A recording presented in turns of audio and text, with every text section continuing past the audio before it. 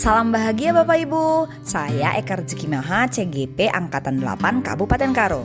Kali ini saya akan menyajikan implementasi budaya positif di sekolah saya sebagai aksi nyata modul 1.4. Dalam aksi nyata ini ada dua kegiatan yang telah saya lakukan. Yang pertama adalah mengimplementasikan budaya positif di lingkungan kelas melalui pembentukan keyakinan kelas. Dan yang kedua, membagikan pemahaman dan pengamalan budaya positif kepada rekan-rekan guru di sekolah saya. Dokumentasi aksi nyata yang pertama adalah merumuskan keyakinan kelas. Berikut videonya. Oke, jadi kita hari ini akan merumuskan keyakinan kelas. Keyakinan kelas itu tadi yang sudah bilang nilai-nilai baik, nilai-nilai positif yang kalian ingin ada di kelas ini. Jadi kalian tuliskan apa yang kalian inginkan, atau datang tepat waktu, tugas dikerjakan, terserah kalian apa nilai-nilai yang kalian inginkan di kelas ini supaya nanti kita nyaman belajar. Sudah, tuliskan keyakinan kelas yang kamu inginkan di sticky note. Apa yang kamu inginkan?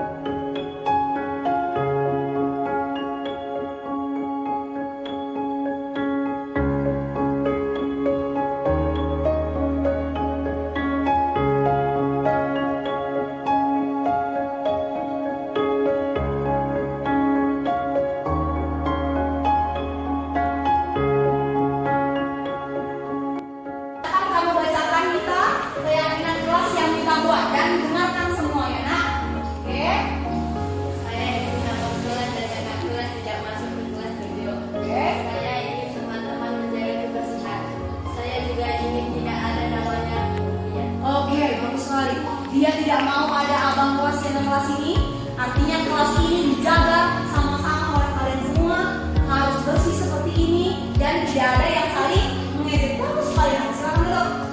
Lanjut, siapa lagi yang mau membacakan keyakinan kelasnya?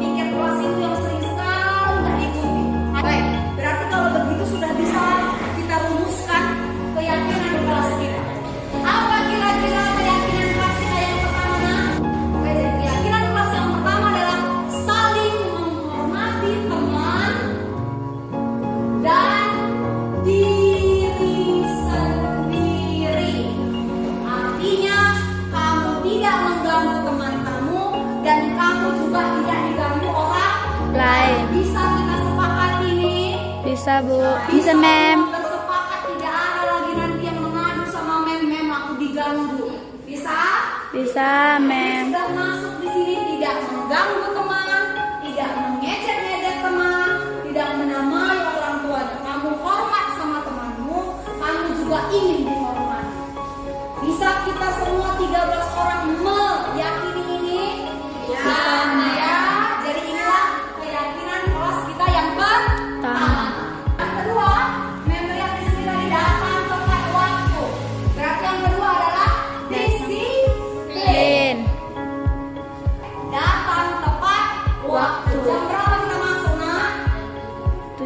7:30. 7.30 itu kita sudah senang. Kita mulai masuk kelas jam 8. Jadi datang tepat waktu untuk semua pelajaran. Apa namanya bahasa Inggris? Disiplin diri. Ingat selalu aku harus berdisiplin. Menjaga Tiban.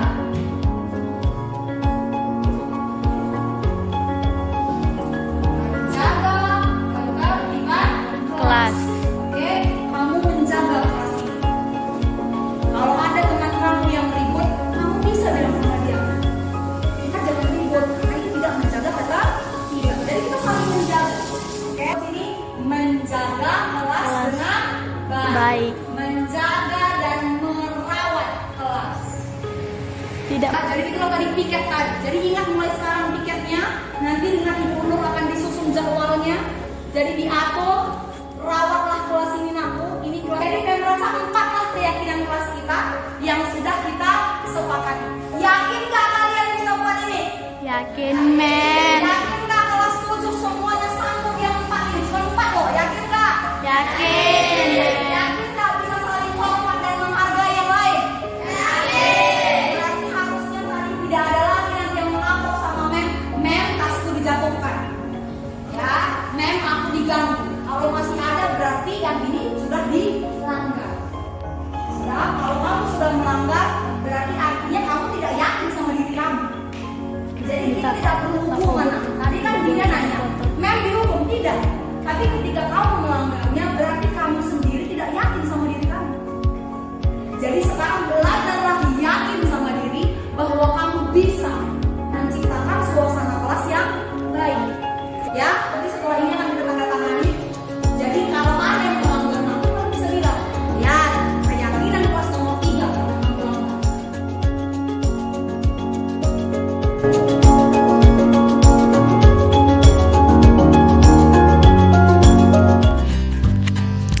Itulah tadi video saya saat membentuk keyakinan kelas bersama mahasiswa-siswi saya di SMP Negeri 1 Atap 2 Payung. Kami telah merumuskan beberapa keyakinan kelas yang kami percaya dan kami yakini akan membawa dampak positif di lingkungan kelas kami.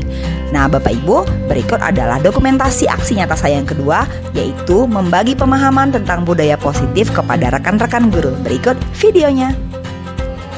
Terima kasih sudah meluangkan waktunya hari ini. Saya hari ini sedikit mau sharing ke Pak Ibu tentang apa yang sudah saya dapat. Kebetulan saya sudah mengikuti program pendidikan guru penggerak dan saat ini kan sudah memasuki modul 4 yaitu budaya positif. Dan di sini saya ingin berbagi sharing apa yang sudah saya pahami mengenai budaya positif. Jadi budaya positif di sekolah itu kita tahu bahwa sangat penting untuk membentuk peserta didik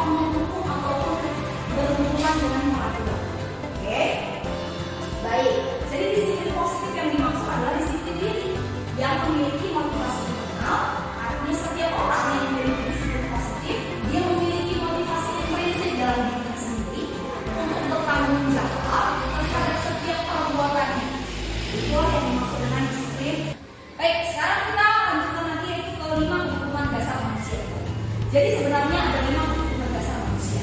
Jadi yang pertama adalah kebutuhan untuk bertahan hidup. Kebutuhan akan rasa lapar, rasa haus, untuk memenuhi kesehatannya, itu disebut sebagai kebutuhan dasar untuk bertahan hidup. Lalu ada lagi kebutuhan dasar untuk kasih sayang dan diterima. Mungkin kita sering melihat siswa kita itu di kelas itu seperti mencari perhatian. Suka mengganggu temannya, akhirnya kita memperhatikan dia. Nah, itu adalah salah satu kebutuhan dasar. Kebutuhan dasar akan kasih sayang dan rasa diterima. Ada juga kebutuhan dasar tentang penguasaan. Pernah nggak ibu lihat di kelas itu ada seperti siswa yang memiliki super power di kelas, teman-temannya takut kepada. Nah, itu dia ingin menunjukkan bahwa kebutuhan dasarnya dia ingin diakui bahwa dia punya kekuasaan, dia memegang kendali di kelas. Ada juga kebutuhan tentang kesenangan. Sering kita lihat siswa kita yang saling mengganggu temannya. Kenapa kamu ganggu? Iseng, senang gitu soalnya kalau dia seperti itu. Nah, jadi itu adalah kebutuhan dasarnya. Nah, sekarang coba kita lihat pertanyaan teman. Ibu Lani, guru wali kelas 8 di SMP Satu Atap, sedang bingung menghadapi salah satu muridnya. Bukit, namanya Bukit ya. Beberapa anak kelas 8 telah datang kepadanya dan mengeluhkan Bukit yang sering meminta jajanan mereka dengan paksa. Jika Anda menghadapi situasi seperti Ibu Lani, kira-kira apa alasan Bukit melakukan hal itu? Kira-kira apa itu? Kalau kita masuk ke 5 kebutuhan dasar, kalau kita masuk ke kebutuhan dasar untuk bertahan hidup, kenapa kira-kira Bukit itu mengambil jajanan teman?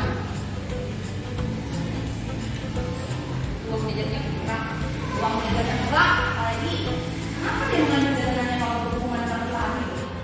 Mungkin dia lapar, kan gitu. Karena ini berhubungan dengan kelangsungan hidup. Dia lapar dan mungkin gak punya uang jajan seperti itu adalah, lalu akhirnya dia mengambil uang teman-temannya. Jadi itu adalah kebutuhan untuk bertahan hidup.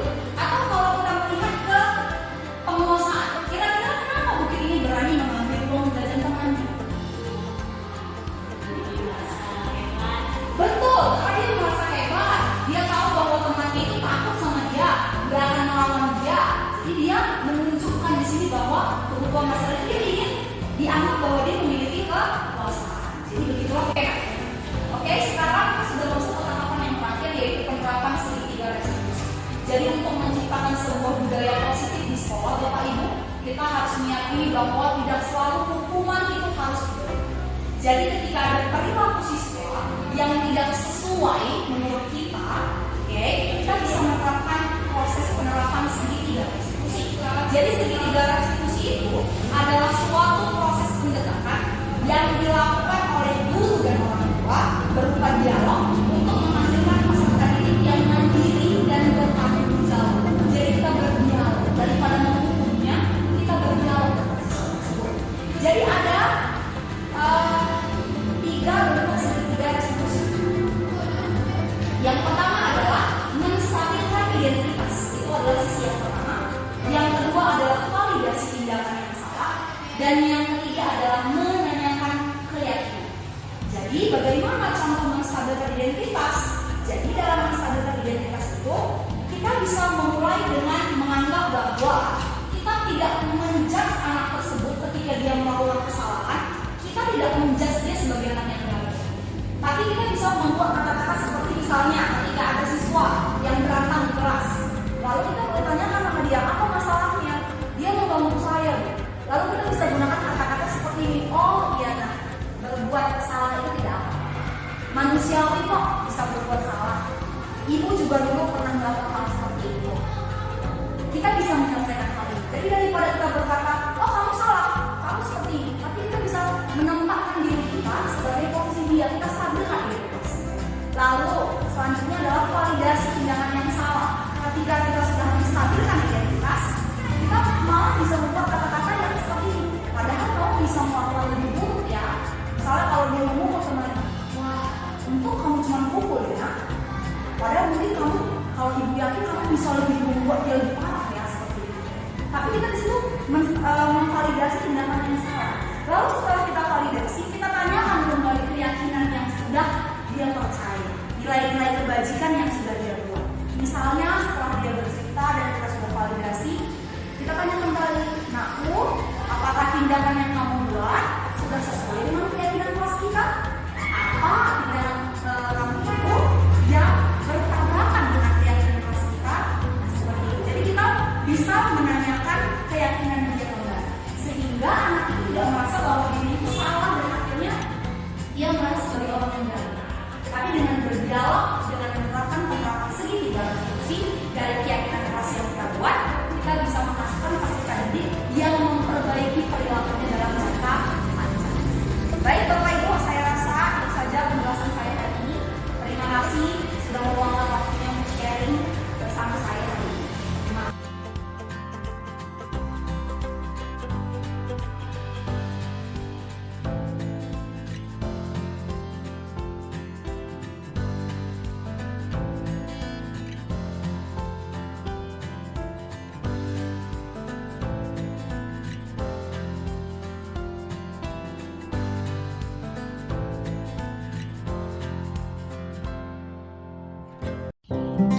Demikianlah aksi nyata modul 1.4 budaya positif yang telah saya lakukan. Semoga bisa menginspirasi bagi kita semua.